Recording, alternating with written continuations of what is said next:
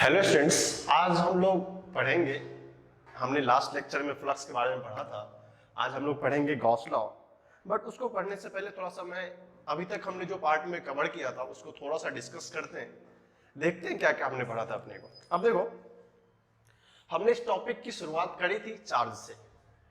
जब इस टॉपिक शुरू करी थी क्या पढ़ा था? सबसे पहले हमने चार्ज पढ़ा था।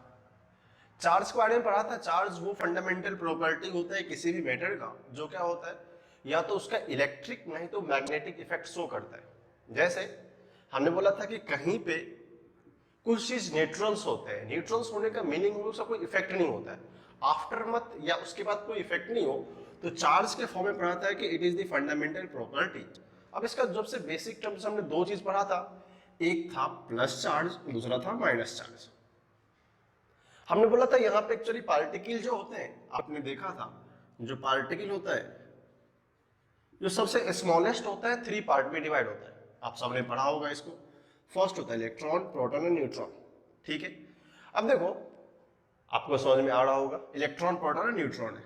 अब पता है कि इलेक्ट्रॉन के पास नेगेटिव चार्ज होता है, प्रोटॉन के पास पॉजिटिव चार्ज होता है, बट न्यूट्रॉन के पास कोई चार्ज नहीं होता है। तो इस टॉपिक का नाम ही था इलेक्ट्रोस्टैटिक। जब हम लोग क्या करते हैं, चार्ज एट रेस्ट में। तो इस केस में न्यूट्रॉन के पास कोई चार्ज नहीं था, तो हमने इस चीज को एस्ट्रैक्ट कर दिया। एस्ट्रैक्ट करने का मतलब है कि हमने इस चीज को यहां से एलिमिनेट कर दिया। इसके बाद हम लोग नहीं पढ़ेंगे। हमने पढ़ा था चार्ज के दो टाइप होते हैं जनरली, प्लस एंड माइनस। अब प्लस माइनस करने का मतलब that is positive, proton and electron. Proton के पॉजिटिव चार्ज, इलेक्ट्रॉन के नेगेटिव चार्ज, ये हमने बेसिक फंडामेंटल्स प्रॉपर्टी देखी थी। चार्ज में हमने पढ़ा था जो कि इंपॉर्टेंट एस्पेक्ट्स था। चार्ज एक कंजर्व क्वांटिटी है और एक स्केलर क्वांटिटी भी होता है। फिर हमने पढ़ा था क्वांटाइजेशन ऑफ चार्ज, जो कि बहुत इंपॉर्टेंट था, Q is equal to plus minus n e. याद रहेगा आपको। यहाँ पे एन क्या होता था? इंटीजर। एन क्या था? एक इंटीजर था। और आप सबको ई पता है, E is equal to 1.6 10 to the power minus 19 coulomb, and Q is the charge. फिर हमने पढ़ा था conservation of quantity charge, just Q initial is equal to Q final.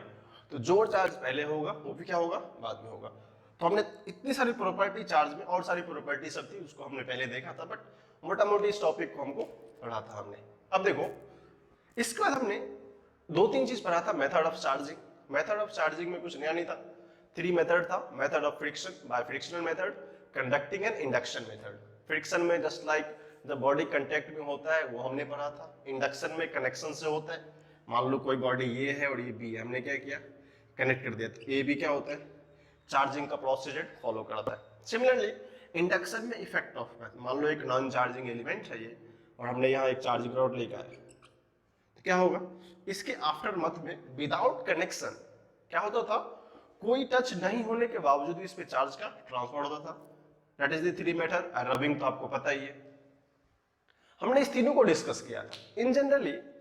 इसके बाद हमने कूलम्स लॉ पे चर्चा करी थी। कूलम्स लॉ पे अगर आपको याद होगा सही से तो देखेंगे कूलम्स लॉ हमने क्या क्या डिस्कस किया था। जब भी कोई दो ही पॉइंट स्टैटिक चार्ज क्या था, Q1 एंड Q2, यहां तक हमने चार्ज के बारे में पढ़ी थी। फिर हमने कूलम्स लॉ पे आया था। अगर किसी सर्टेन r डिस्टेंस पे एस्टेब्लिश होता है, जब r डिस्टेंस पे एस्टेब्लिश होता है, तो हमने बताया था फोर्स एक्सर्टेड बिटवीन देम। अब यहां पे एक रीजन है, this force is always attractive in nature. तो force is directly proportional to product of charge and inversely proportional to distance between का स्क्वायर। अब हमने देखा कि force directly proportional to product of charge and inversely proportional to distance का square. हमने एक नया सा कांस्टेंट लाया था, 1/4 pi epsilon nought Q1 Q2 by R square. ये चीज हमने वहां पढ़ी थी। फिर हमने कुछ बोला था इसको क्या करने का, इस सारे कहानी को के मान लो अपना क्या जाता है, के मानते अपने को, करेक्ट है? तो के का वैल्यू कितना था? 9 × 10⁹। हमने यूनिट और बाकी डायमेंशन सब डिस्कस किया था वहां पे, उसमें बीच में नहीं जाना है। फिर हमने यहाँ पे वेक्टर फॉर्म डिस्कस किया था। सुपरपोजिशन थोड़ा सा डिस्कस कर दे, क्या होता है सुपरपोजिशन। यही बताया था कि मान लो किसी पॉइंट ये Q1 है, यहाँ से R1 पे Q2 है, फिर से R2 पे Q3 है, डॉट डॉट Qn है। जब हम लोग दो किसी पॉइंट चार्ज का फोर्स लिखेंगे वो क्या होता है, किसी थर्ड चार्ज के प्रेजेंस पे डिपेंड नहीं करता है। तो मान लेते हैं this is F1, this is F2, तो लिखना हमारे लिए कोई टफ चीज नहीं है। F1 is equal to K Q12 by R1 square, F2 is equal to K Q1 Q3 by R2 square, dot dot dot so on. इसी तरह ये चलता रहेगा, इसमें कुछ नया नहीं था हमारे लिए। फिर हमने एक लास्ट इंपॉर्टेंट पॉइंट वही सी, जो भी होगा उसको क्या करेंगे, वाई वेक्टर एडिशन कर देंगे। सिंपल एडिशन नहीं, क्या करेंगे, वेक्टर एडिशन करेंगे। That is called F1 plus F2 plus F3। हमने यहाँ ही उतना पढ़ा, बेसिकली यही हमने पढ़ा था, बाकी डीप में हम लोग ओरिजिनल लेक्चर में देखेंगे। इसके बाद हमने पढ़ी थी, देखो हमने पढ़ा था इलेक्ट्रिक फील्ड। पता था कि इलेक्ट्रिक फील्ड क्या है एक्चुअली। इलेक्ट्रिक फील्ड एक इमेजिनरी लाइन होता है। अब मान लो हम क्या करते हैं, यहाँ पे कोई पॉजिटिव चार्ज रखते हैं, ठीक है। अब मैं आपको छोटा सा एग्जांपल दूं, अगर कोई मैग्नेट होता है, मान लो ये नॉर्थ पोल है, साउथ पोल है, ठीक है। यहां पर अगर हम कोई सा अगर आयरन का फॉइल लाते हैं तो उसके कैरेक्टरिस्टिक क्या होता है, वो इस मैग्नेट की ओर अट्रैक्ट होता है, इस मैग्नेट की ओर अट्रैक्ट होता है। ये हमको पता है, आयरन का कोई भी पार्टिकल होगा तो वो क्या करेगा, वो मैग्नेट की ओर अट्रैक्ट करेगा। बट इलेक्ट्रिक फील्ड में क्या होता है, जब भी कोई चार्ज पार्टिकल्स इस यूनिवर्स में, एक छोटा सा कंसेप्ट होता है, अगर आप देखेंगे तो मान लो कि इस यूनिवर्स में बोलता है कि 100% न्यूट्रल है, ऐसा कुछ नहीं है। कुछ ना कुछ चार्ज पार्टिकल्स इस यूनिवर्स में होते हैं, because every matter made of electron, proton and neutron. हो सकता है समटाइम्स इलेक्ट्रॉन और प्रोटॉन आइडियली जीरो होता है या इक्वल होता है, उस समय वो पार्टिकल 100% न्यूट्रल होता है। बट इस यूनिवर्स में हम ये नहीं कह सकते कि किसी का चार्ज क्या होगा, अल्टीमेटली जीरो होगा। चार्ज क्या होता है, हमारे कंपैरिजन से बहुत कम होता है, डेट्स बाय यूज हम देख नहीं पाते। अब देखो यहाँ से एक चीज है, कोई बोलेगा सर अगर यहाँ से इस चीज को ये चीज अट्रैक्ट कर रही है तो कुछ अपने को दिख रहा है क्या, नहीं दिख रहा है। इसका मतलब ये इधर आ रहा है, ये भी इधर जा रहा है, ये भी इधर आ रहा है, ये भी इधर आ रहा है, ये भी इधर आ रहा है, नहीं दिख रहा है। सिमिलरली जब कोई चार्ज प्रेजेंट होता है, जब कोई चार्ज प्रेजेंट होता है तो वहां पे क्या होता है, फील्ड्स जनरेट होता है। जैसे हमने बताया था कि मान लो, आपको याद होगा ये चीज, पॉजिटिव चार्ज से क्या होता है, लाइंस ओरिजिनेट होता है, और नेगेटिव चार्ज क्या होता है, टर्मिनेट होता है। लेकिन हमें ये नहीं दिखता, हमें ये नहीं दिखता। बट ये शो क्या करता है, that is the direction of the force और फील्ड। तो इलेक्ट्रिक फील्ड को अगर हम लोग मैथमेटिकली देखें, ये तो होता क्या है, इमेजिनरी होता है, जिससे हम लोग क्या करते हैं, इलेक्ट्रिक फील्ड को शो कर सकते हैं। बट मैथमेटिकली हमने क्या बताया था कि मान लो ये कोई पॉइंट P है और यहाँ पे कोई पॉइंट Q0 है। इस पॉइंट P पे अगर R डिस्टेंस पे ये होगा, अगर ये R डिस्टेंस पे होगा तो due to this Q0 charge, हमने क्या बताया कि कोई ना कोई फील्ड फोर्स यहाँ पे एक्सपीरियंस करेगा। दैट एक्सपीरियंस फोर्स को हम लोग क्या बोलते हैं, अपने को इलेक्ट्रिक फील्ड बोलते हैं। अब देखो अगर Q चार्ज है तो हमने क्या बताया था, एक नया सा, चलो इसको Q1 ले लो, क्योंकि एक Q0 कंसेप्ट याद होगा, टेस्ट चार्ज याद है आपको, हमने क्या बोला था इसको, टेस्ट चार्ज। इसको टेस्ट चार्ज ही बोलते हैं, नहीं तो यूनिट पॉजिटिव चार्ज ही बोलते हैं। इसको यूनिट पॉजिटिव चार्ज ही बोलते हैं। अब क्या है, अगर इसको मैथमेटिकली डिफाइन करना था, मैंने बोला था इलेक्ट्रिक फील्ड, अभी हम लोग वेक्टर की बात नहीं करते, वेक्टर में डिस्कस किया है। इलेक्ट्रिक फील्ड होता है फोर्स बाय टेस्ट चार्ज। क्या होता है, फोर्स बाय टेस्ट चार्ज। हम लोग क्या, सबसे पहले टेस्ट चार्ज ऑलवेज पॉजिटिव होगा, ये भी पॉजिटिव है तो क्या होगा, रिपल्सन होगा। तो force at point P K Q1 Q0 by R square. अगर इसको यहां पुट कर सकते हैं, K Q1 Q0 by R square into Q0, Q0 क्या हो जाएगा, कैंसिल आउट हो जाएगा, क्या होगा, K Q1 bye R square. वहां पढ़ा था, बाकी डीप में यहाँ नहीं देखते। तो electric field E is equal to F by Q not, नहीं तो F is equal to E into Q not. Electric field का ढेर सारा एप्लीकेशन देखा था, क्या क्या करते हैं। फिर हमने इसका एक वर्चुअल हमने इसका एक वर्चुअल एप्लीकेशन देखा था जिसका नाम था electric lines of force. Electric lines of force, तो हमने क्या बताया था, किसी भी लाइन के डायरेक्शन में अगर किसी पॉइंट पे अगर हमने टेंजेंट को ड्रॉ किया, अगर किसी पॉइंट पे टेंजेंट को ड्रॉ किया तो क्या होता था, वो पॉइंट उस पर्टिकुलर पॉइंट के इलेक्ट्रिक फील्ड के डायरेक्शन को शो करता था।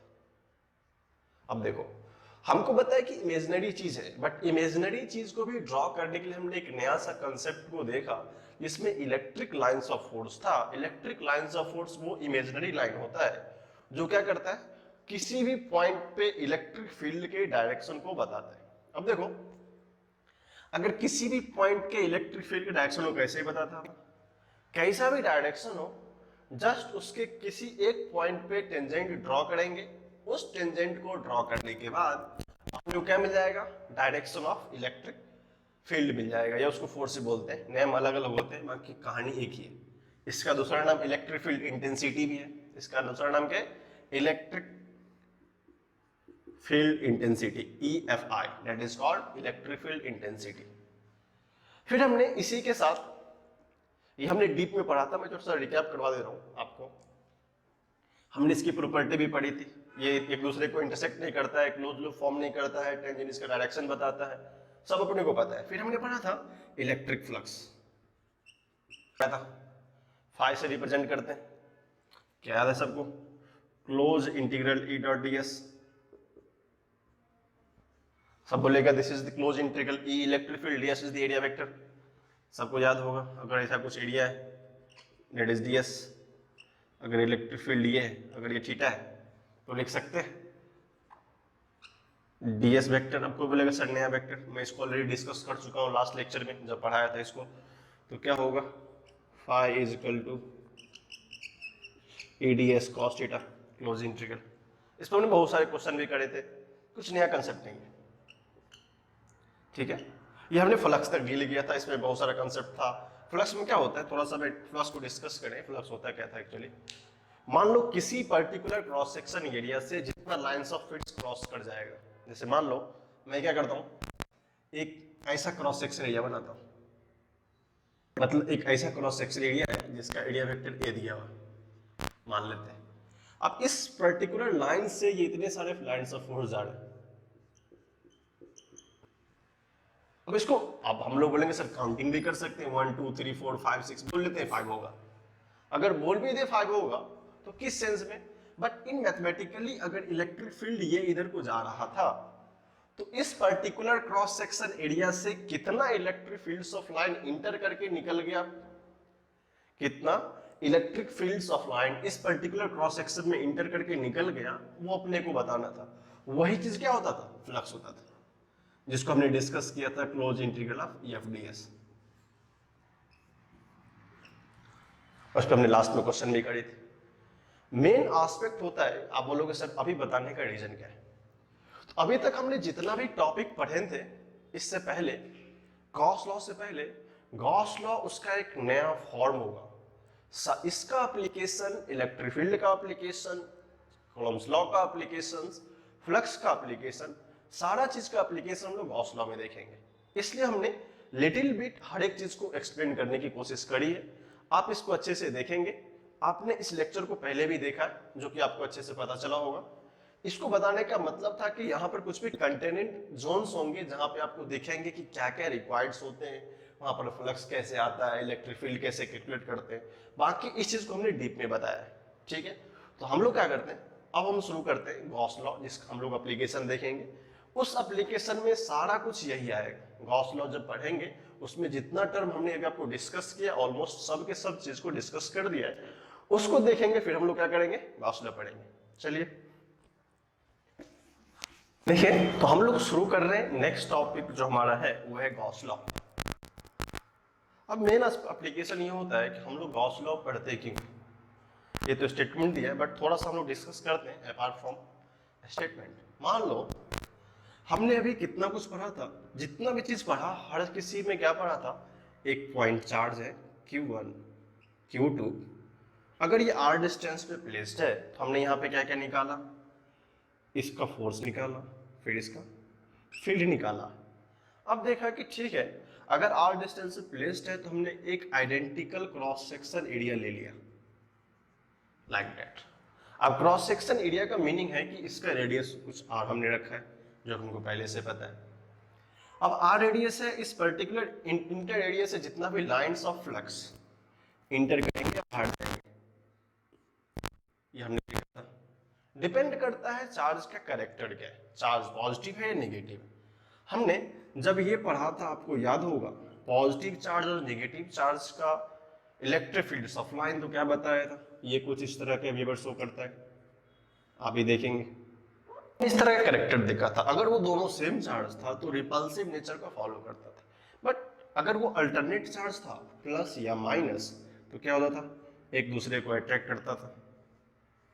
हमने बहुत सारे ऐसे फील्ड की कहानी देखी थी, सब क्या करता था, अट्रैक्ट करता था, ठीक है। यहां से भी क्या होगा, ऑरिजिनेट होगा और इस पॉइंट पे टर्मिनेट करेगा।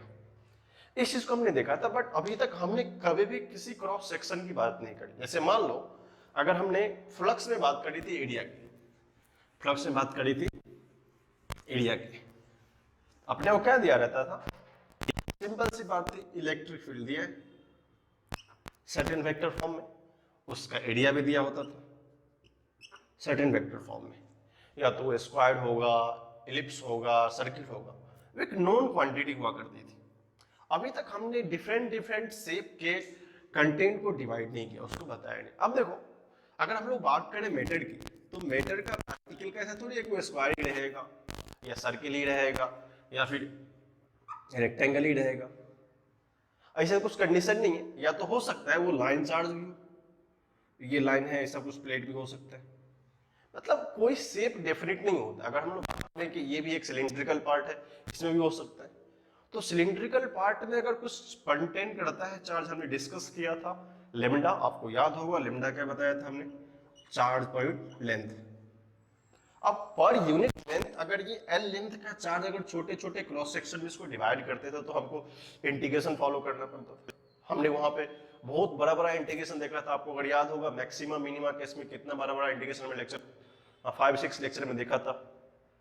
अब देखो उस इंटीग्रेशन को सॉल्व करने के लिए अब क्या होता है, हमने तो टफ चीज पढ़ा कि कितना बड़ा इंटीग्रेशन था, इस पर्टिकुलर का एरिया का लेंथ कैसे निकालेंगे, ये कैसे आएगा, ये प्रॉब्लम है, इसका एरिया में कैसे क्रॉस सेक्शन लेंगे, हमने पढ़ाया था dx लेने का, dx से dq लेने का, बहुत प्रॉब्लम होता था उसमें।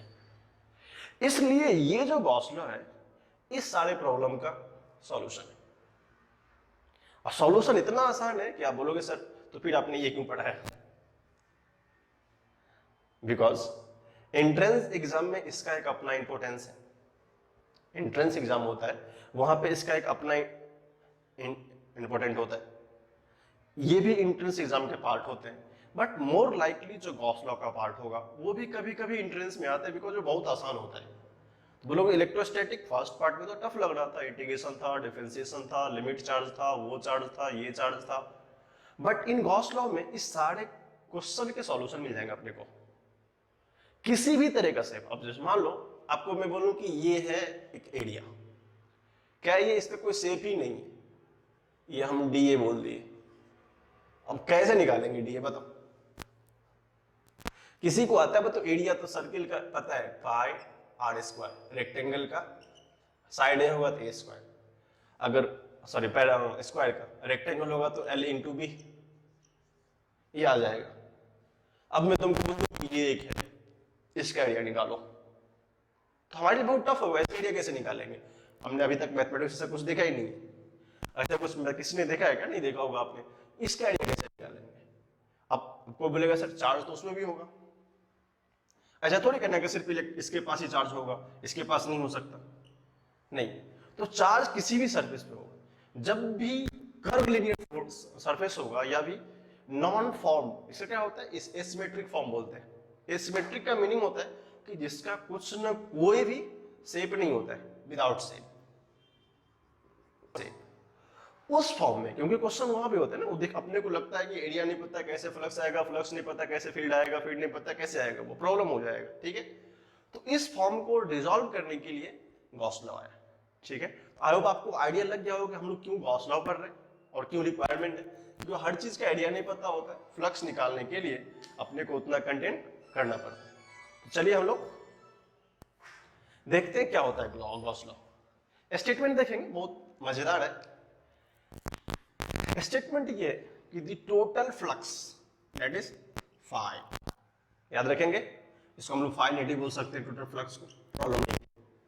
The total flux link through a close surface area, याद है क्लोज सरफेस एरिया का मतलब क्या होता है? इसको हम लोग क्लोज सरफेस एरिया नहीं बोलते।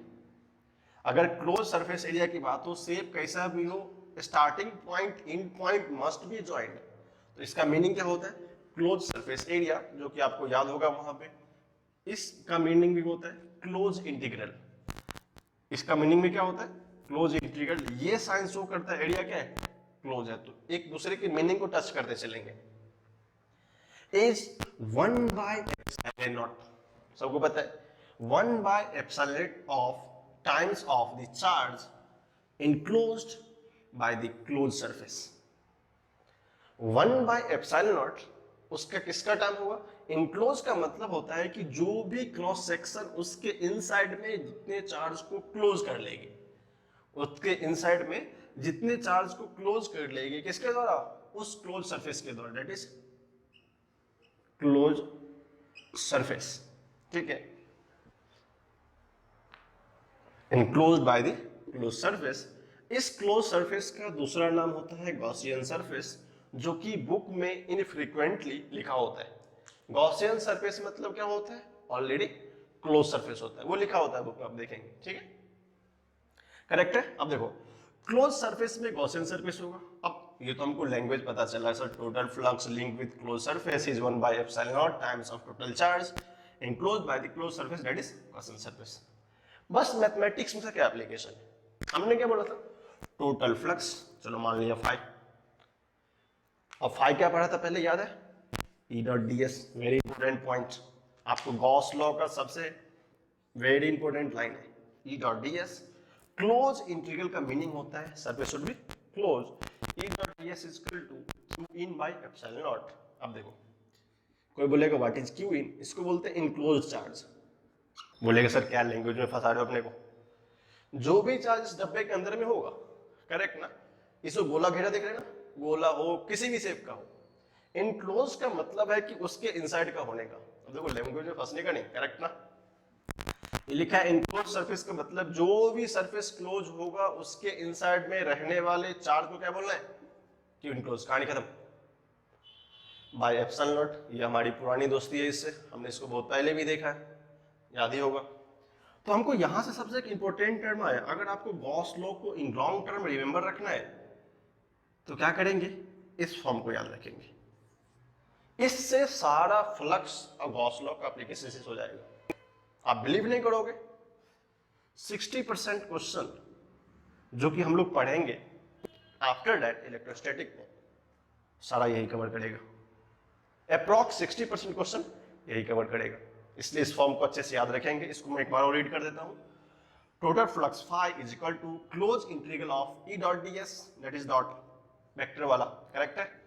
Q enclosed that is called q enclosed by epsilon not. रट लो इसको, याद रखने का, इसको हमेशा याद रखेंगे। अब देखो थोड़ा सा रूल्स होता है कि ठीक है भाई बताओ तो सही कहां पे रूल चलेगा। हमने एक दो बात लिखा है।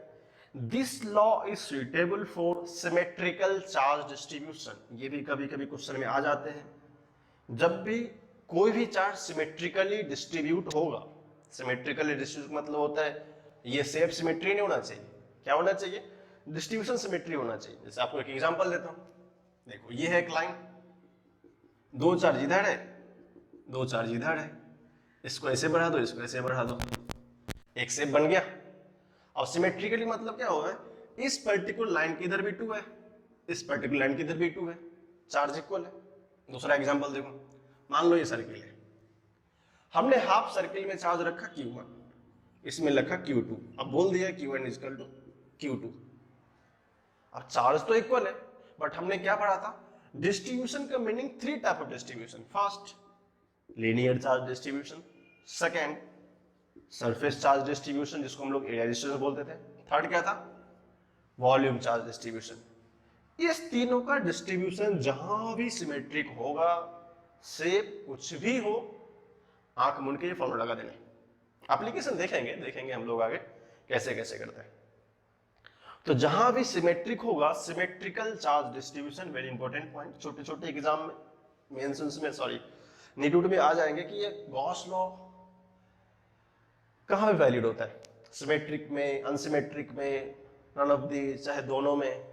तो पता क्या चलेगा अपने को, सिमेट्रिकल चार्ज डिस्ट्रीब्यूशन में सिर्फ गॉस लॉ को अप्लाई करते हैं। अब सिमेट्रिक का मतलब हम लोग आगे देखेंगे क्या क्या उसका एप्लीकेशन होता है।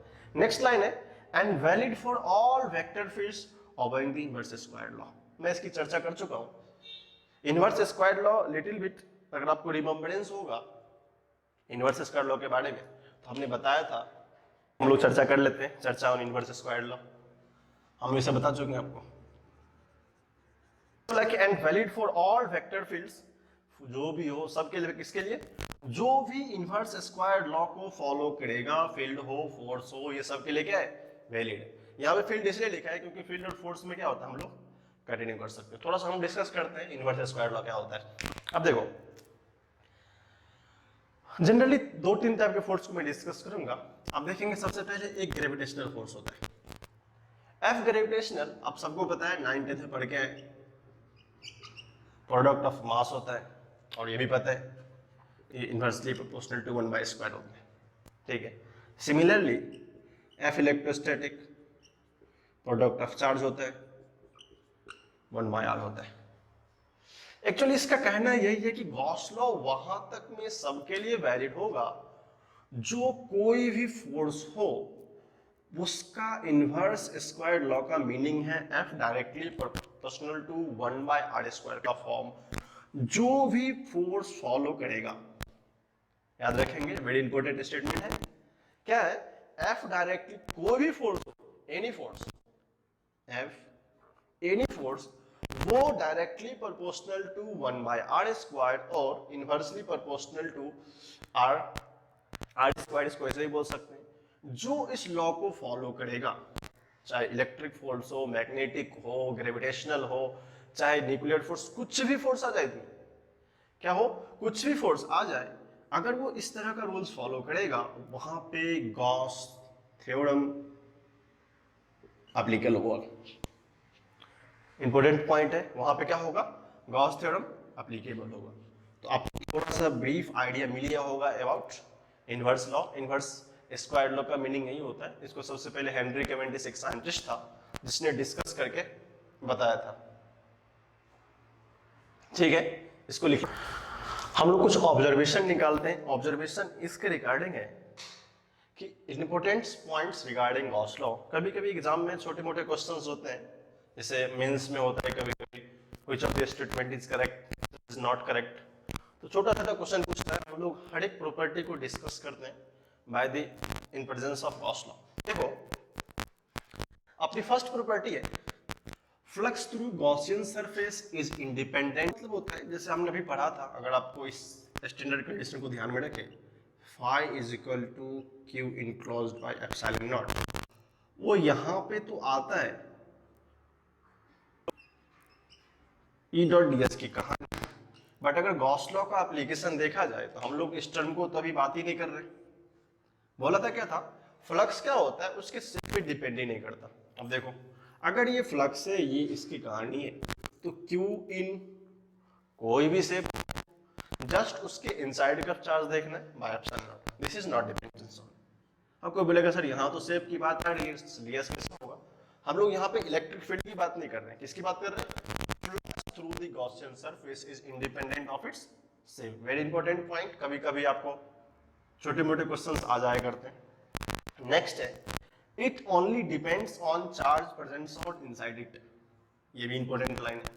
वो क्या डिपेंड करता है कि कोई भी स्पेस हो, जैसे मान लो अपनी बात कही यहाँ पे Q1 है, ठीक है, अगर बोलेगा इस पर्टिकुलर में कितना फ्लक्स होगा, तो डिपेंड करता है कि इसके इनसाइड में कितना चार्ज प्रेजेंट है। अगर Q in is equal to Q1 हो जाए, क्योंकि क्या है, Q मतलब क्या होता है, enclosed line where Q in is equal to Q1 होगा, इन दैट सेंस बोल सकते हैं कि ये डिपेंड नहीं करता है।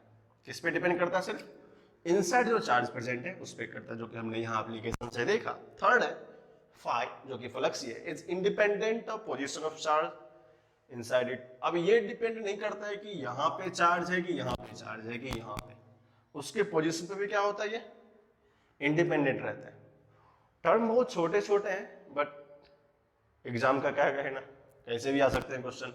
छोटे छोटे क्वेश्चन कभी बच्चे लोग को फंसा लेते हैं, करेक्ट है। तो क्या होता है, चार्ज का पोजीशन इनसाइड द फील्ड कुछ भी हो, उसका कोई फर्क नहीं पड़ता।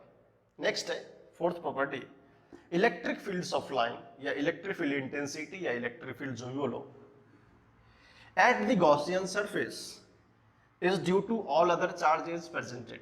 अब देखो यहाँ एक नया सा कंसेप्ट आ गया, बोला कि इलेक्ट्रिक लाइंस ऑफ फोर्स या इलेक्ट्रिक लाइन जो है वो गॉसियन सरफेस पे, तो मान लो हमने एक गॉसियन सरफेस ड्रॉ किया जिसका चार्ज Q है, इसके पॉइंट ऑफ इलेक्ट्रिक फील्ड में अगर हमने Q को पॉजिटिव लिया तो क्या होगा, ये इस तरह का होगा, सबको याद है। अगर Q पॉजिटिव होगा तो ऐसा कुछ फील्ड होगा। वो क्या करता है, अंदर के चार्ज पे तो डिपेंड करता है ये, बट बाहर के चार्ज पे भी डिपेंड करता है। क्यों, तो हमको बेसिक सी प्रॉपर्टी है, जहां भी चार्ज होगा, अभी हमने फोर्स की बात नहीं करी है, जहां भी चार्ज होगा वहां क्या होगा, फोर्स होगा, या तो वो इनसाइड हो नहीं तो आउटसाइड हो। ऐसा थोड़ी है कि जो इस गॉसियन सरफेस के आउटसाइड आने पे चार्ज की कुछ प्रॉपर्टी नहीं होती, उसका कुछ वैल्यू नहीं होता। वैल्यू होता है, बट रूल्स क्या है कि जो भी प्रेजेंट या तो इनसाइड हो या आउटसाइड हो, उस कहानी पे इलेक्ट्रिक फील्ड कोई फर्क नहीं पड़ने वाला है। तो उस सरफेस पे, जो कि हम अगर इसको सरफेस मान लें, हमको पता है कि ये फील्ड इधर जा रही है, इसका मतलब उधर कोई तो होगा, हो सकता है इन्फिनिटी पे नेगेटिव चार्ज हो, अंदर थोड़ी है वो जो चीज जाएगा, करेक्ट है ना। तो यहां से कोई चार्ज जाएगी, इट मींस दैट कि वो या तो इनसाइड हो या आउटसाइड हो, दोनों चार्ज पे डिपेंड करता है कि वो फील्ड का डायरेक्शन क्या होगा। तो ये थोड़ा सा अलग रूल था, बाकी आप सबके लिए आसान था ये तीनों। इस तीन में देखेंगे electric field inside as well as outside पे भी डिपेंड करता है। आप इस प्रॉपर्टी को अच्छे से लिखिए, फिर हम लोग नेक्स्ट प्रॉपर्टी को देखते हैं। हमारा नेक्स्ट प्रॉपर्टी इंपॉर्टेंट प्रॉपर्टी, उसको अच्छे से देखेंगे, क्योंकि वो सब प्रॉपर्टी जो था थोड़ा आसान था, हमें रिमेंबर करना था। इसको अच्छे से समझेंगे, बिल्कुल टेंशन नहीं लेने का, आसान आसान है। मैं बोल रहा हूँ थोड़ा सा अच्छा है, इसका मतलब टफ नहीं होगा, आसान नहीं होगा। देखो आसान भारी कुछ नहीं होता है, अगर हम लोग अच्छे से करें तो सब आसानी होता है। हम लोग फ्री का सोच लेते हैं, टफ है आसान। अब देखो लिखा है, in a close surface incoming flux, what is the meaning of that, phi incoming, आयन मतलब क्या होता है, in a close surface incoming flux is taken as negative, term पे ध्यान देंगे, and outgoing that is flux is taken as positive. Sir समझ में नहीं आया, चलो नहीं आया तो देखते हैं। हमने क्या पढ़ा था फ्लक्स के बारे में, मान लेते हैं कोई भी क्रॉस सेक्शन एरिया होगा, मान लो हमारा ये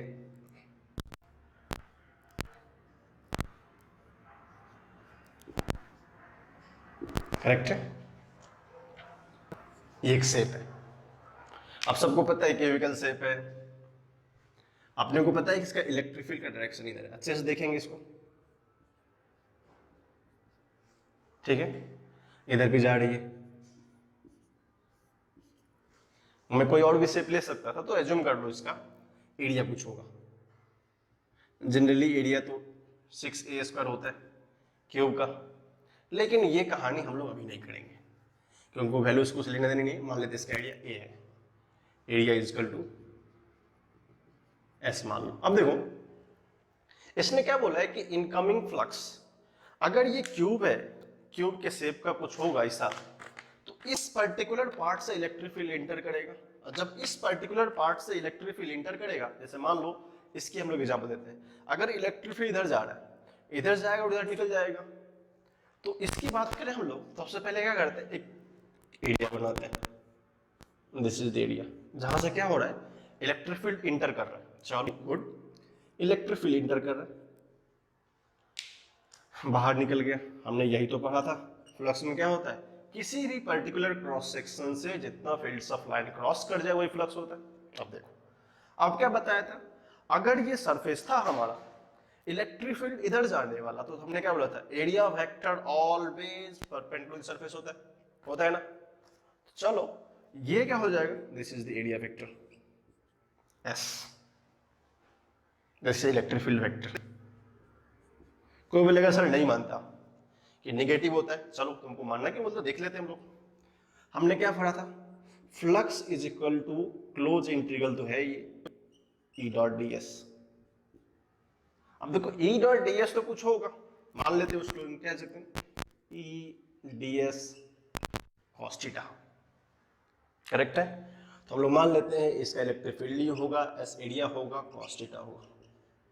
अब कहानी आती है, दो वेक्टर का डॉट ऑलवेज स्केलर होता है, बट सर अब बताना है अपने को, क्या करके बताना है, इलेक्ट्रिक फील्ड और एरिया वेक्टर का एंगल कितना है। बोलेगा सर ये रहा हमारा इलेक्ट्रिक फील्ड, ये रहा हमारा एरिया वेक्टर, अब आप ही बता दो। तो यहां से यहां क्या दिख रहा है अपने को, पाई दिख रहा है, चलो काम खत्म है। जब पाई दिख रहा है तो ये एंगल कितना हो गया 180। जब थीटा इज इक्वल टू 180 तो हमको क्या पढ़ा है, theta is equal to pi, theta is equal to 180, तो क्या लिखना अपने को ई एस कॉस 180। जब ई एस कॉस 180 होगा तो हमको पता है कॉस 180 क्या होता है माइनस ऑफ ई एस। तो ये बात तो पता चला, ये तो पता चल गया कि अगर ये इन ना इंटर करने वाला, अगर ये फ्लक्स इन होगा तो फ्लक्स इन में तो एक माइनस आ गया भाई। तो जो मेरा कहना था यहाँ पे कि जिस भी क्लोज सरफेस में फ्लक्स इंटर करेगा वो नेगेटिव लेंगे। बोलेगा सर आपकी बात नहीं मानता, मैं क्यों लूंगा नेगेटिव, मुझे करके बताओ। तो देखा मैंने phi in is taken as negative, correct है, इसको साथ साथ लिखेंगे। अब देखो हम लोग क्या करते हैं, थोड़ा सा फाई आउट का शॉर्ट फॉर्म में कर लेते हैं, उसमें टेंशन नहीं। मान लो अगर हम लोग इस छोटे से प्लेस में फाई आउट की बात करें कि जो आउट बाहर जाएगा, एरिया तो वही रहेगा जनरली। अब क्या है, इलेक्ट्रिक फील्ड इधर है। अब क्या था ये, अगर ये सरफेस था इसका, आउट करने का एरिया इधर, एरिया वेक्टर इधर, फील्ड वेक्टर भी इधर, चलो इसका एरिया वेक्टर भी इधर है और फील्ड वेक्टर भी इधर ही है। हमको क्या पता है theta is equal to 0 degree. तो फिर से phi out is equal to close integral of EDS, इसको लिखना चाहे, अब क्लोज तो है ही, उसको लिख देते हैं ई डी एस कॉस थीटा। तो थीटा इज इक्वल टू 0 पे क्या होता है 1 होता है, तो यहां से क्या आ गया तो प्लस आ गया। This is phi out. हमको तब कंफ्यूजन नहीं होना चाहिए कि हमने क्यों इसको पॉजिटिव लिया और क्यों नेगेटिव लिया। सो एवरीथिंग का एक एस्पेक्ट होता है, अगर आपको कंक्रीट एविडेंस मिल जाए, हम मानने तो पड़ेगा ही भाई, नहीं मानेंगे तो कैसे चलेगा। तो पहले आप फर्स्ट प्रॉपर्टी को लिखेंगे, उसके एक्सप्रेशन में आप लिख लेंगे कि इन लॉन्ग टर्म आपको रिमेंबर रहे। ये मैं किसी भी एरिया के लिए कर सकता हूँ, तो टाइम को बर्बाद करते हुए ना हम लोग आगे चलते हैं, इसको देख लेंगे अच्छे से किसमें नेगेटिव किसमें पॉजिटिव होता है। अब देखो नेक्स्ट है कि इन गॉसियन सरफेस अगर फाई 0 हो, इसका मतलब it does not imply that electric field is 0।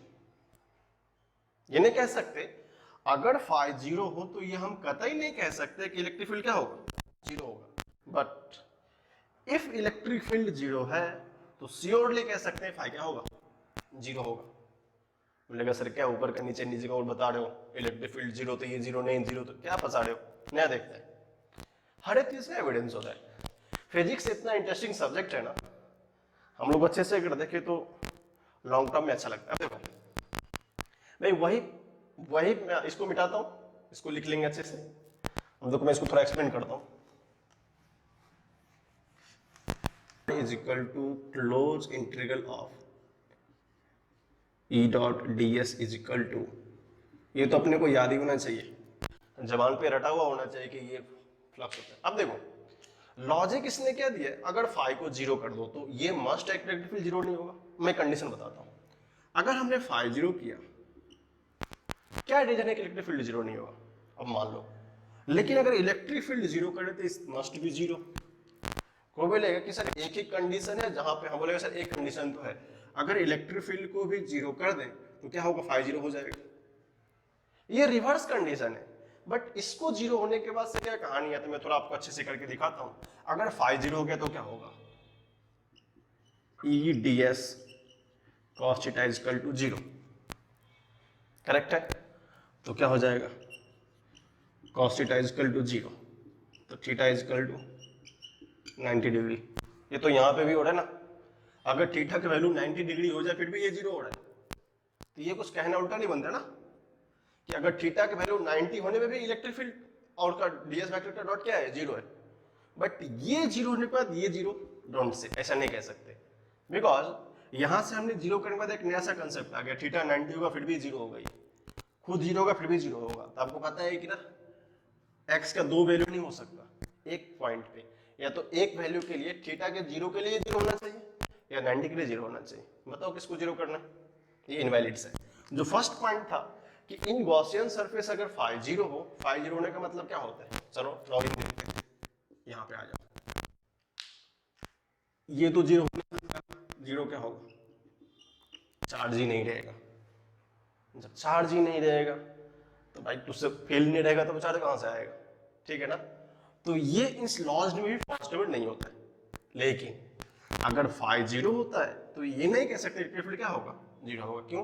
क्योंकि अगर दोनों 90 एंगल पे आ जाए तो अपने आप फ्लक्स 0 हो जाता है, जो कि एक अलग कंडीशन है। लेकिन नेक्स्ट क्या था, अगर इलेक्ट्रिक फील्ड को 0 कर दे, सेंटेंस बहुत इंपॉर्टेंट है, लोग बोलेगा सर अरे इसमें क्या सर, आपने इधर 0 कर दिया इधर 0 कर दिया, बात तो बराबर ही है, बट आप सेंटेंस को अच्छे से देखेंगे। फर्स्ट कंडीशन में इसको माना है अगर फाई 0 होगा तो इलेक्ट्रिक फील्ड 0 हो सकता है क्या? चांस ही नहीं है। थीटा 0 होने के लिए 0 हो रहा है, क्योंकि थीटा कितना है, 90 है, एक नई सी कहानी बन जाती है, दैट्स व्हाई करेक्ट नहीं है। लेकिन सेकंड बोला है अगर इस टर्म को हम 0 कर दे तो दिस मस्ट बी 0।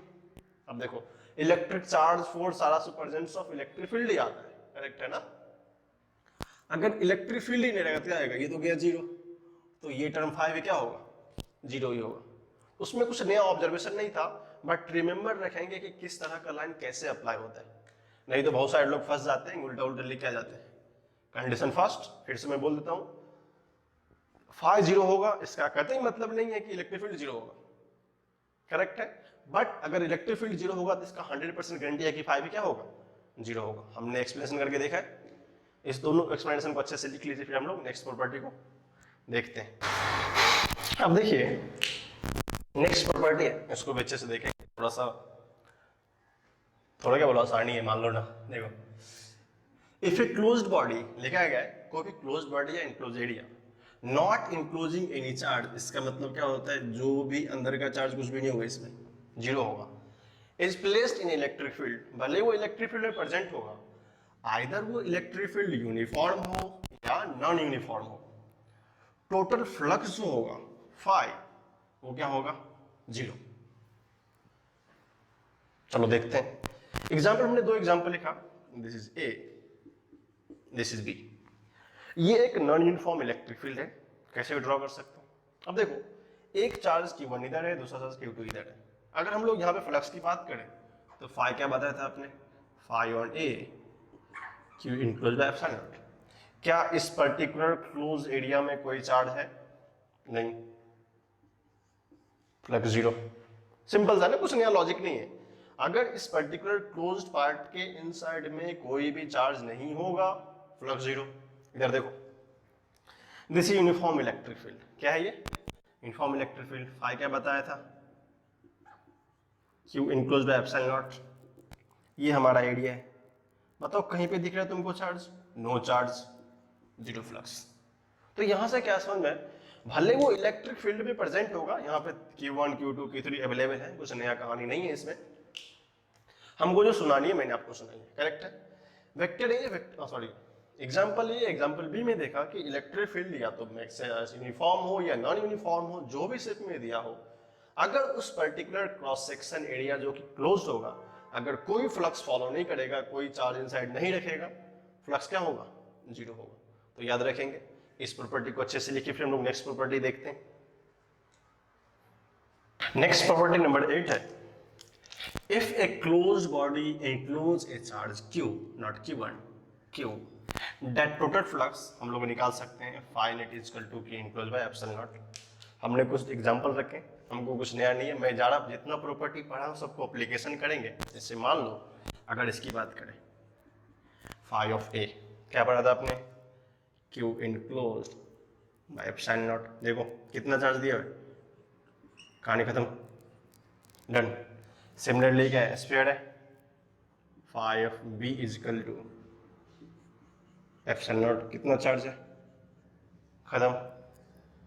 अब इसके लिए वो कितना सा क्रॉस सेक्शन dx dq, कितना प्रॉब्लम था, बट कितना आसानी था। देखो 5c is equal to q enclose by epsilon not, खत्म। सिमिलरली यहाँ पे एक चार्ज है inside of q, 5d is equal to q by epsilon not. तो कितना आसान बताता है। अब देखो मैं थोड़ा सा प्रॉपर्टी बोला था क्या, स्टेप पे तो डिपेंड ही नहीं करता, सेम है सबका, शेप डिफरेंट बट फ्लक्स क्या है, सॉरी शेप डिफरेंट फ्लक्स क्या है, सबका सेम ही है। तो क्या पता चला, फ्लक्स शेप पे डिपेंड नहीं करता। नेक्स्ट पोजीशन, देखो ये यहाँ पे है, ये यहाँ पे है, ये यहाँ पे है, ये यहाँ पे, डिफरेंट स्ट्रक्चर में डिफरेंट प्लेस पे रखा हुआ है charge, does not depends on them. तो लास्ट में हमने जो भी प्रॉपर्टी पढ़ा है, flux of 1, flux of 2, flux of 3, flux of 4, ये क्या करता है, कैसा भी शेप हो जस्ट उसकी प्रॉपर्टी फॉलो होनी चाहिए। जब प्रॉपर्टी फॉलो होगी तो अपने को लगेगा नया ही यार, कुछ पुराना नहीं है, छोटा सा चीज है। अगर इसको हम लोग उस मेथड से करते तो यहाँ पे जाके dx लो, याद है कितना मेहनत करना था, dx जाके dx काटो, फिर k q इंटीग्रेशन करो, वेयर इज दिस लिमिट, को पता ही नहीं चलता अपने को, ठीक है। तो this is the beauty of Gauss law. I hope आप इसको अच्छे समझ में आया होगा, इसको लिखिए अच्छे से, फिर हम लोग नेक्स्ट चीज देखते हैं। हमने ढेर सारा प्रोस्पेक्टिवल एस्पेक्ट पढ़ा था गॉस लॉ का, लेकिन अभी हम लोग क्वेश्चन करने के समय बहुत सारे मैथमेटिकल पार्ट आते हैं। This note is very important, ये नोट बहुत ही महत्वपूर्ण है क्वेश्चन पॉइंट ऑफ व्यू से।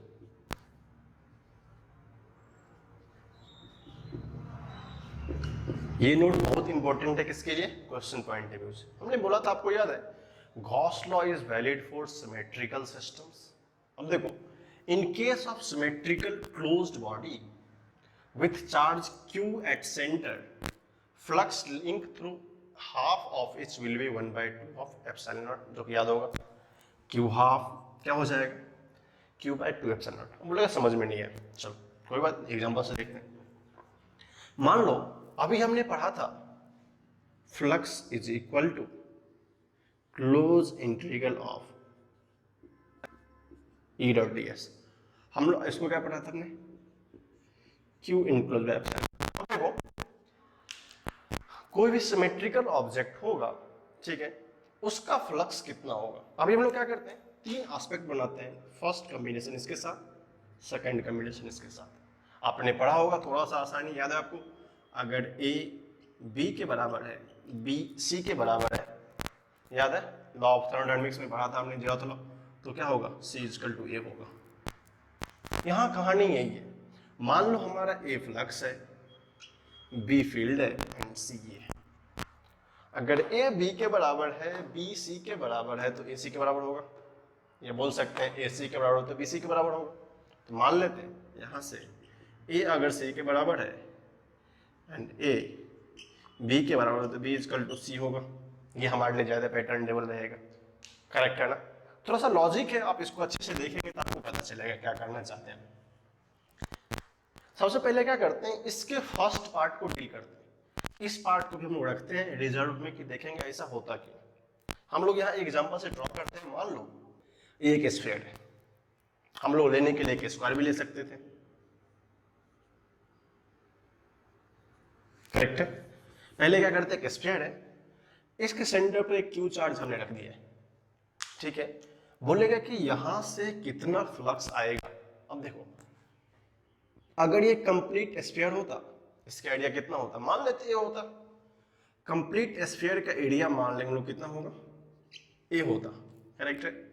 लेकिन क्या ये हाफ स्फीयर है, तो एरिया कितना होगा, a/2 होगा।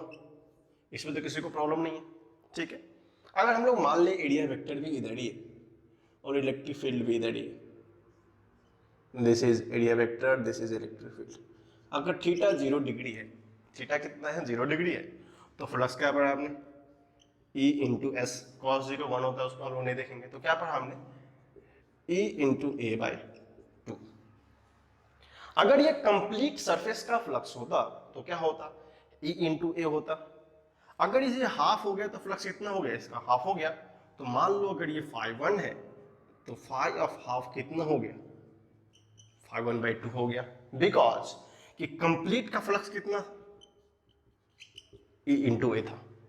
अगर ये फाई ऑफ हाफ φ1/2 हो गया तो क्या यहां से लिख सकते हैं 1/2 ऑफ फाई इलेक्ट्रिक फील्ड। हम लोग बहुत सारे एग्जांपल देखेंगे, उसको लिख सकते हैं। जब ये फ्लक्स हाफ होगा तो ए बी के इक्वल है, ए सी के इक्वल है और ए बी के, तो बी इक्वल टू सी हो जाएगा।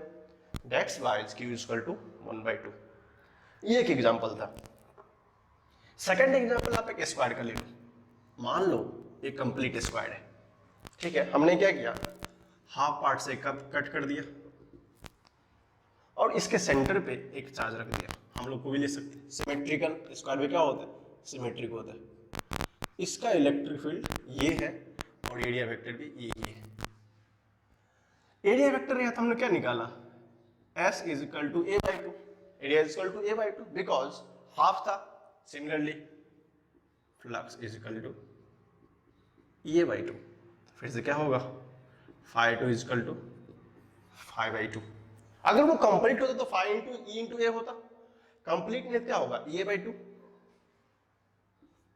तो जितने भी एग्जांपल्स आपको देखेंगे in close surface with symmetrical things, उस हर एक एग्जांपल में यही होगा। इसलिए टेंशन नहीं लेना, जस्ट देखना कितने पार्ट से डिवाइड हुआ। ये हमने 2-3 एग्जांपल से करके देखा, इसको फिर से देखेंगे, डिवाइड करके देखेंगे तो पता चलेगा इस एग्जांपल में ऐसे क्या। आप जितने भी एग्जांपल्स आपको सिमेट्रिक देखे, सर्किल हो, you can take circle also, circle ले लो, रेक्टेंगल ले लो, क्यूब ले लो, ये ले लो, जितना सब एग्जांपल वैलिड है, सिमेट्रिक होना चाहिए बस। रूल क्या है, सिमेट्रिक होना चाहिए। This is the property. Next है, इसी का एक्सटेंशन पार्ट है। मान लो कभी कभी क्या होता है, क्यूब के फेस बहुत होते हैं।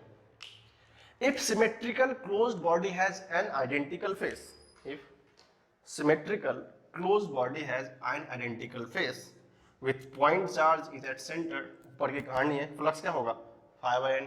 अगर 2 पार्ट था तो φ/2 था, n होगा तो कितना होगा φ/n होगा। कुछ नया नहीं है, जस्ट अगर हमने 2 के लिए देखा, मान लो 6 है तो 5/6, 8 है 5/8, 10 है 5/10, 12 है 5/12। इसका एप्लीकेशन भी आ गया है। तो हमारे लिए क्वेश्चन पॉइंट ऑफ व्यू से अगर क्वेश्चन को अंडरस्टैंडिंग क्लियर करना है एप्लीकेशन ऑफ गॉस लॉ में, तो गॉस लॉ का जो इन फ्यूचर एप्लीकेशन होगा, जिसको हम लोग इस कंसेप्ट को, अगर हम लोग इसका नॉलेज नहीं होगा इसका, तो हम लोग फंस जाएंगे। अगर सिंपल गॉस लॉ लगाने का मीनिंग है ये, इस कंसेप्ट को बताया गया है कि हम लोग, एक तो इतना शॉर्ट है ये, अगर शॉर्ट में थोड़ा सा आसान क्वेश्चन, क्या सोचते हो इतना आसान एग्जामिनेशन वाले दे देंगे क्या, नहीं देंगे। वो क्या करेंगे, थोड़ा सा डिफिकल्ट डालेंगे। बट आपको ये नॉलेज होना चाहिए। जब हमने लिखा φ/n, यहाँ से कैलकुलेट कर लेंगे फ्लक्स, अगर n इक्वल तो बाई n, 2 तो 2, 3 तो 3 एज इट इज। तो क्या करेंगे, अच्छे से इस दोनों प्रॉपर्टी को लिखिए, साथ में जो एग्जांपल हमने लिखा है इस एग्जांपल को समझने की कोशिश करें, इसको भी लिखें, इसको भी लिखें। बहुत सारे एग्जांपल का होगा, बहुत सारी चीज हम बाद में भी डिस्कस करेंगे जब क्वेश्चन की आएगी। इसको अच्छे से लिखिए, फिर हम लोग कुछ क्वेश्चन को डिस्कस करते हैं कि इतना सारा पढ़ने का मतलब क्या है। विदाउट क्वेश्चन कुछ कंप्लीट नहीं होता है, इसलिए पहले क्वेश्चन डिस्कस करेंगे, अब फिर हम लोग आगे चलेंगे। इसको अच्छे से लिखिए। एक्चुअली है क्वेश्चन बहुत आसान, लेकिन थोड़ा सा फास्ट क्वेश्चन है तो हम लोग अच्छे से देखेंगे। बहुत एग्जांपल अच्छा है, जिसको अगर प्रॉब्लम होगा कि अभी भी इसी क्वेश्चन को समझ में आए कि इनक्लोज का मीनिंग क्या होता है। क्या बोला है कि write the equation of Gauss law. पहले लिख लेते हैं, चलो इक्वेशन क्या गॉस लॉ का, phi is equal to close integral of E dot ds is equal to, ये इधर पूछे, अब 3 चीज दिया हुआ है। एक है सरफेस 1, सेकेंड है सरफेस 2, यहां मान लेते हैं सरफेस 3। अब देखो सरफेस 1 के रेड वाला है, अगर हमको इसके लिए लिखना है गॉस लॉ तो क्या करें, मान लेते हैं फाई ऑफ S1 कितना होगा, क्लोज, जस्ट हमको स्टेटमेंट लिखना है तो सब कुछ लिखना चाहिए। अब कहानी थी क्यों इनक्लोज्ड की, कैलकुलेशन करते हैं अपने लोग। सबसे पहले S1 में कीवर्ड इनक्लोज होगा कितना। अब देखो क्यू इनक्लोज का मतलब होता है कि इस क्यू S1 सरफेस के इनसाइड में जितना भी चार्ज आएगा सबको क्या करना है, कंसीडर करना है। अगर हम लोग इस सरफेस को देख के आ रहे हैं Q1 अंदर है, Q2 अंदर है, माइनस ऑफ Q3 अंदर है, तो यहाँ से कैसे निकालेंगे? Q enclose is equal to Q1 plus Q2 minus of Q3। कोई बोलेगा सर माइनस क्यों? Because charge is a scalar quantity, we can add it 2 3 4 5 लिख सकते हैं, खत्म। तो क्या होगा? phi of S1 close integral of either ds is equal to Q1 plus Q2 minus Q3 by epsilon। बस यही लिखना था। कितना आसान है? चलो आसान है तो दूसरा करके दिखाओ। S2 कुछ नहीं है। अगर आपको एक लिखने आ गया, एक काम करेंगे आप लोग यहाँ पे, अगर आपको ये समझ में आ गया कैसे लिखते हैं, स्क्रीन को पॉज करेंगे, फिर खुद से S2 और S3 का सॉल्व करेंगे, फिर सॉल्यूशन देखेंगे। वैसे मैं तो बता ही दूंगा, आप देख लेंगे। फिर देखो, आई होप ईमानदारी से किया होगा तुम लोग, भरोसा तो कर ही लेता हूँ, ठीक है। S2 क्या पूछा है? phi of S2 close integral of E of ds is equal to epsilon not. चलो निकालो, कितना है? एरिया देखो सबसे पहले क्या है? This is the cross section. क्या क्या रखा है? Minus of Q3 Q5 Q6,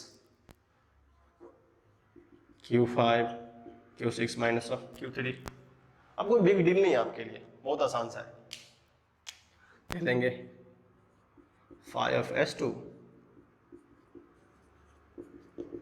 is equal to Q5 plus Q6 minus Q3 by epsilon not. अभी आपको मैं इंपॉर्टेंस बताऊंगा कि अगर कुछ डिफरेंट सरफेस में अगर आपको ये बोलता उसका फील्ड निकालो, कहाँ से एरिया, कहाँ से फील्ड, कितना प्रॉब्लम होता। लेकिन गॉस लॉ कितना स्मार्ट बना दिया अपने को। अब देखो, सिमिलरली थर्ड आपने किया होगा, S3 phi of S3 close integral of either ds epsilon not. ढूंढो, निकालो। ये हमारा एरिया है, कितना कितना चार्ज है? Q4 minus Q2 Q3 Q6, तो लिखते हैं Q2 plus Q6 minus Q3 minus Q4। आगे कुछ नया नहीं है, बस आसान दे दिया, देखने में अच्छा लगे अपने को। Q2 plus Q6 minus Q3 minus Q4 bye epsilon not. छाप लो, देखते हैं आगे। फिर छोटा सा क्वेश्चन था, और आप 2015 या 16 में एक छोटा सा क्वेश्चन मेंस में आया था, जस्ट Q इनक्लोज बताना था। सेम कॉन्सेप्ट था, जैसे एरिया वीडियो आप अगर प्रीवियस ईयर पलट के देखेंगे ना, तो आपको यहाँ से रेफरेंस में सॉल्व करने के लिए जेईई मेंस का एक क्वेश्चन मिल जाएगा। मुझे तो एग्जैक्ट याद नहीं ईयर, बट 2014 to 14-15 के बीच में कभी ये क्वेश्चन आया, हो सकता है एक दो साल आगे पीछे हो, बट वो डिफरेंस के लिए एक बार क्वेश्चन देख लेंगे आपसे बनता है कि नहीं। ये मेंस का क्वेश्चन था 2014-15 का।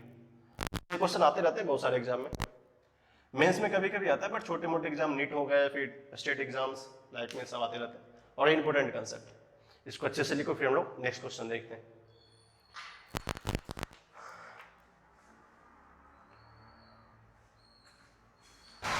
हम लोग ये बहुत छोटा सा क्वेश्चन है, बच्चों वाला है, बट फिर भी बताता हूँ। देखो क्या पूछा है, if flux through surface S1 is pi, मतलब क्या दिया हुआ है, flux of S1 is pi, then find flux through S2। चलो कोई बात नहीं, सबसे पहले तो क्या करते हैं, flux through F1, phi of S1 क्या पढ़ा था अपने, Q enclose by pi nought, चलेगा। दैट मीन्स अगर ये Q दिया तो क्या होता है, Q by epsilon is equal to pi. ये हमारा फर्स्ट इक्वेशन हो गया। वैसे लिखना जरूरी नहीं, बट लिख रहा हूँ। नेक्स्ट क्या पूछा है, flux through S2, flux through S2 is equal to क्या होगा। अब देखो एरिया क्या है, कुछ समय के लिए S1 को भूल जाओ। जब हम लोग बात करते हैं तो कुछ समय के लिए क्या करना है, S1 को भूल जाना है। देख के बताओ S2 के अंदर में कौन सा चार्ज बचा भाई, तो Q इनक्लोज भी तो S2 के अंदर में वही है, Q इनक्लोज भी क्या S2 के अंदर वही है, तो क्या होगा, phi of S2 Q by epsilon not, वो किसके बराबर है, पाई के बराबर में, यूनिट लिख लेंगे आपको। अब एक बात यहां से फिर से प्रूफ होती है, भाई फ्लक्स एरिया पे डिपेंड करता ही नहीं, शेप कैसा हो, छोटा शेप हो बड़ा शेप हो, आगे पीछे किसी भी डिपेंड नहीं करता, ठीक है। तो पता flux of S2 5 by 5 includes Q epsilon not, इसका वैल्यू यहां से हमने यहाँ डाल दिया, फिर से क्या उसका सेम हो गया। तो जो भी एरिया हो इंडिपेंडेंट था, छोटा सा क्वेश्चन था बट समझने लायक था, इसको अच्छे से लिखिए। फिर हम लोग नेक्स्ट क्वेश्चन देखते हैं। हमने लास्ट क्वेश्चन किया था, एक क्वेश्चन थोड़ा सा एनालिटिकल है, जस्ट सोच के बताना है। हमने क्वेश्चन क्या दिया, एक ये सरफेस है जिसको हम लोग आज से अगली बार लिखेंगे GS, मीन्स होता है गॉसियन सरफेस। ये Q1 कहीं पे रखा हुआ है, this is the point A, point B, point C, Q-3, Q2, this is Q1। क्या करना है, कमेंट करना है फाई एंड E पे। अब इसको रिलेशन को जानने के लिए हमको सबसे पहले क्या लिखना पड़ेगा, फाई पता है, close integral of E dot ds is equal to epsilon not, ठीक है। हम लोग क्या करते हैं, अगर ये यहां पे था, अगर ये यहां पे था, इन दैट केस फर्स्ट में अगर हम इसका फ्लक्स पूछें, फ्लक्स देखो, फ्लक्स देखो, अगर इस पॉइंट पे फ्लक्स होगा तो फाई क्या होगा, Q बाई एप्सिलॉन नॉट। क्यों, क्योंकि इस पर्टिकुलर क्रॉस सेक्शन के इनसाइड सिर्फ यही Q चार्ज है, तो ये हमको याद, ये हमारा रेफरेंस है। और इलेक्ट्रिक फील्ड, इलेक्ट्रिक फील्ड क्या है, अगर चार्ज बदलेगा तो इलेक्ट्रिक फील्ड बदलेगा नहीं, क्योंकि ये रिलेशन अवेलेबल है यहाँ पे। अब ऑब्जर्वेशन पे चलते हैं हम लोग। फर्स्ट ऑब्जर्वेशन है, if Q1 changes place to at Q1। अब क्या दिया है कि अगर इस चीज को यहां से लाके यहां पे रख दे तो क्या कमेंट करेंगे, भाई साहब phi A is equal to phi, कोई चेंज ही नहीं होगा। क्यों, क्योंकि हमने बताया था भाई साहब पोजीशन पे डिपेंड नहीं करता ना, कि जहां भी उस फील्ड में Q को यहां रखो, यहां रखो, यहां रखो, कोई फर्क नहीं पड़ने वाला है।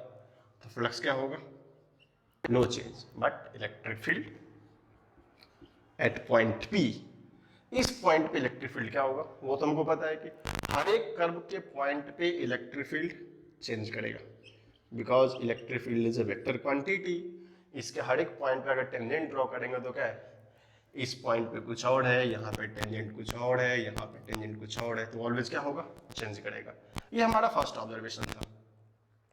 इसके रिस्पेक्ट में देखा, अगर इनसाइड था तो हमारा फ्लक्स था कि वो चेंज नहीं करा, but if Q2 placed at C, Q2 अगर इस कंडीशन में इसको उठा के यहां पे ले आओ, ये पॉइंट हमारा C था, अगर ये कोई Q2 था, क्या बोला है कि Q2 को उठा पे कहां पे चले जाओ, इस C पे लेके चले जाओ, फिर क्या क्या फाई का फ्लक्स होने वाला भाई साहब देखो, इन केस ऑफ B, अरे इसके बाहर कुछ भी हो जाए, भले वो मर जाए मिट जाए, कुछ होने वाला थोड़ी क्या, वो बाहर जाएगा तो कोई फर्क पड़ने वाला नहीं है, तो फ्लक्स इज सेम,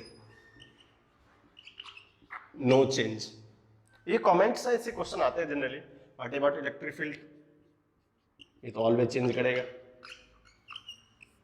क्या करेगा, चेंज करेगा। अब देखिए, अब क्या बोला है, नेक्स्ट केस है, अगर Q2 को शिफ्ट कर दे A पे, अब बात बन गई हमारी, अगर Q2 अगर A पे आ जाएगा तो फ्लक्स का क्या होगा, flux of C is equal to Q enclosed by epsilon naught. What is the Q enclosed? Q1 plus Q2 by epsilon naught. इसका मीनिंग है, इस केस में फ्लक्स क्या करेगा, इंक्रीज करेगा, बिकॉज Q1 भी पॉजिटिव, Q2 भी पॉजिटिव। बोलेगा क्यों, क्योंकि जब Q2 यहाँ आ गया तो इस पर्टिकुलर क्रॉस सेक्शन में आ गया इनसाइड, तो हम निकाल लेंगे QP QC and phi of P changes, क्योंकि electric field is a vector quantity, always changes. यहां पे भी कुछ और होगा, यहां भी कुछ और होगा। सिमिलरली नेक्स्ट देखते हैं, अगर Q3 प्लेस कर दे कहां पे, अब ये केस खत्म हो गया, अब क्या करना है, Q3 को यहां पे लेके आना, yes good, phi of D is equal to Q enclosed by epsilon not. What is Q enclosed, क्योंकि माइनस चार्ज है, -3 बाय एप्सिलॉन नॉट। ये क्या हो रहा है, डिक्रीज कर रहा है, बिकॉज क्या है, Q1 से कुछ घट गया, तो पहले क्या था Q1 बाय समथिंग, अब Q1 माइनस समथिंग है, इसका मतलब क्या करेंगे, डिक्रीज कर जाएगा, और electric field always changes. Out observation होते हैं, इस तरह क्वेश्चन कभी कभी स्टेटमेंट 1 एंड स्टेटमेंट 2 पहले आता था मेंस एडवांस में, जहां हम लोग देखा करते थे। तो कभी कभी क्या होता है, सिंपल स्टेटमेंट टाइप पूछेंगे, ये स्टेटमेंट करेक्ट है, ये करेक्ट है, 5 इंक्रीज कर रहा है, 5 डिक्रीज कर रहा है, 5 सेम है। तो इस तरह का ऑब्जर्वेशन क्वेश्चंस हम निकाल सकते हैं। इस क्वेश्चन को अच्छे से लिखिए। फिर हम लोग इसका एक थोड़ा सा अच्छा क्वेश्चन देखते हैं। हमने एक पहले क्वेश्चन देखा ऑब्जर्वेबल क्वेश्चन, सेकंड ये थोड़ा सा चार्जिंग मिक्सिंग का कॉम्बिनेशन है, and third one is little more easy. Take it, देखो।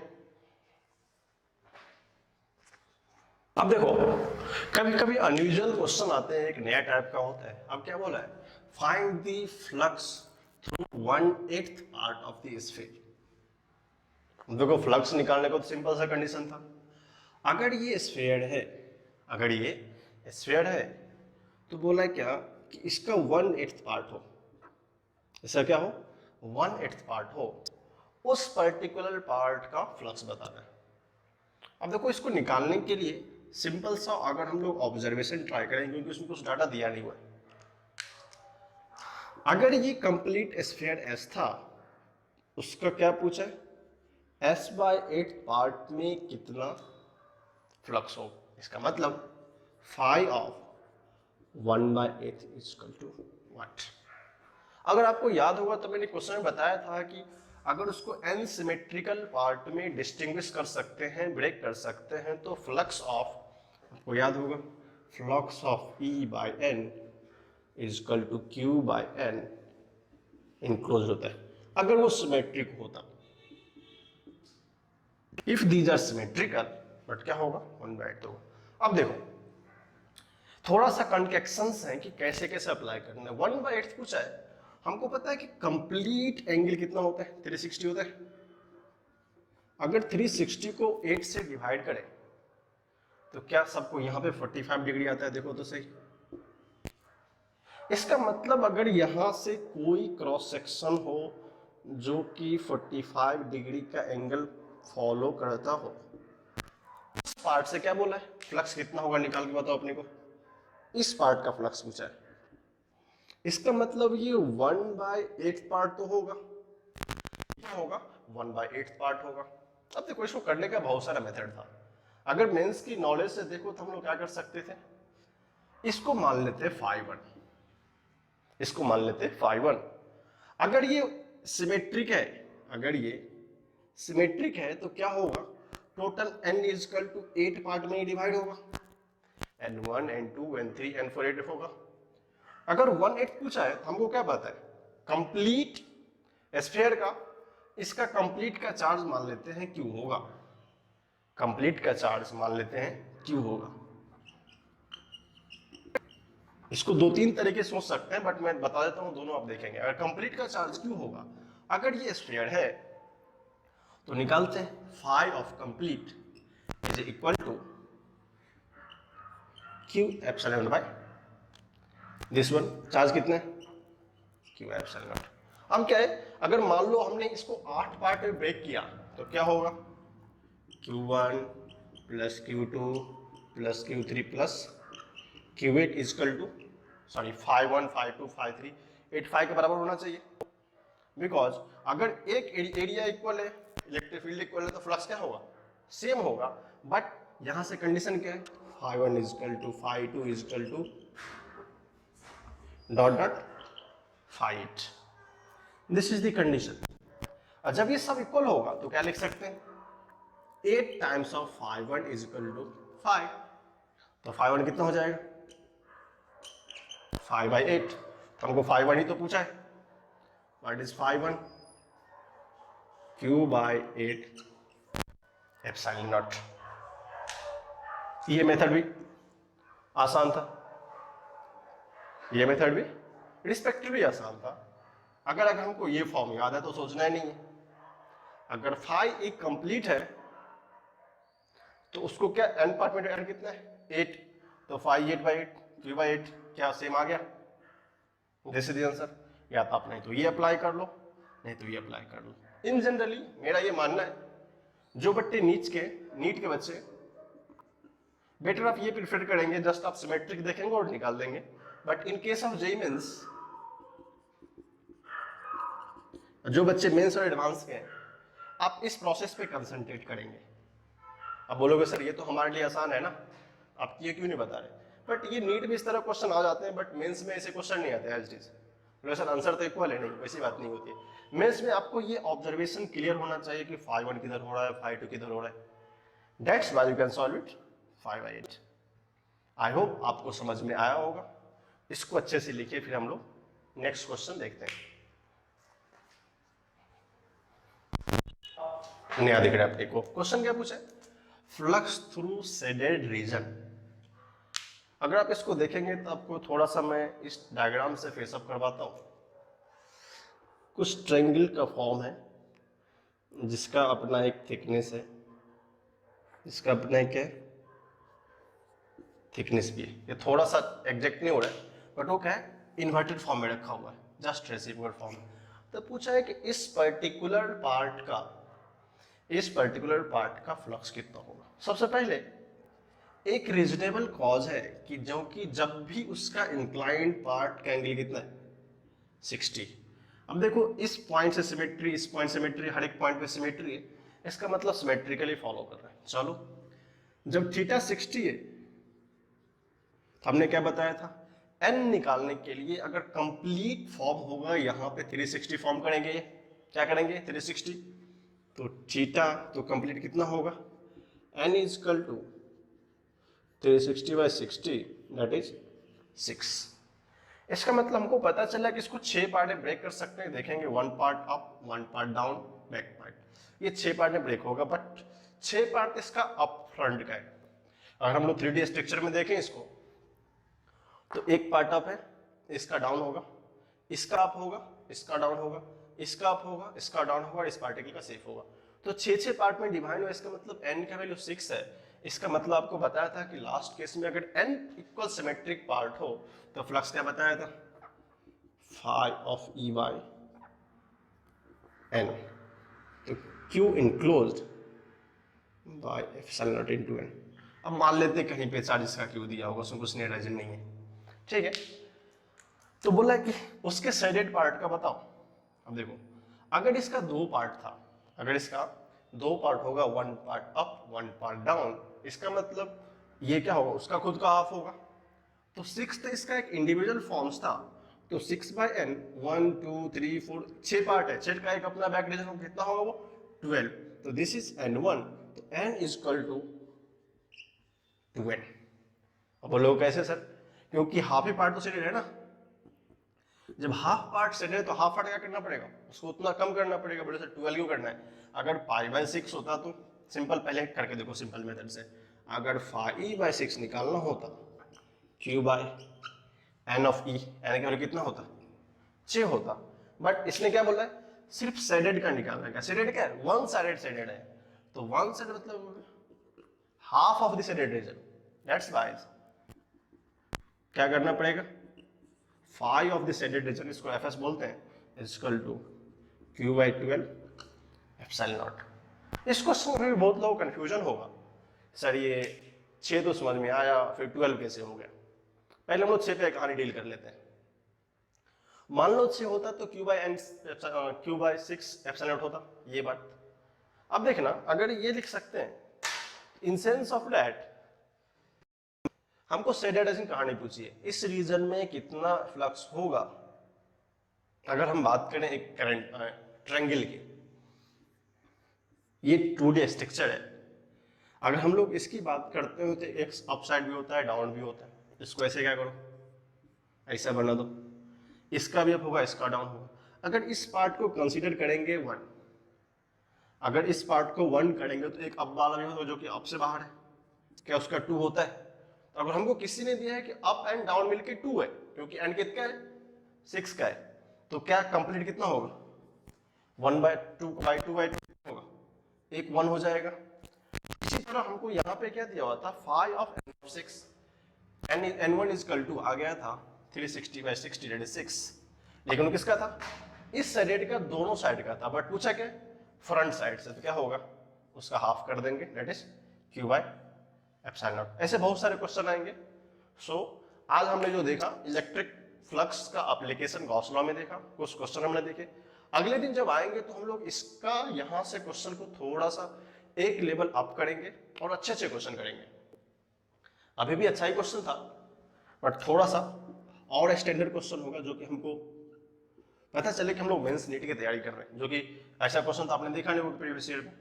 लेकिन ये बेसिक्स है, बिकॉज कोई भी क्वेश्चंस विदाउट बेसिक नहीं बनते। अगर आपका बेसिक ठीक रहेगा तो अच्छे क्वेश्चन बनेंगे, ठीक है।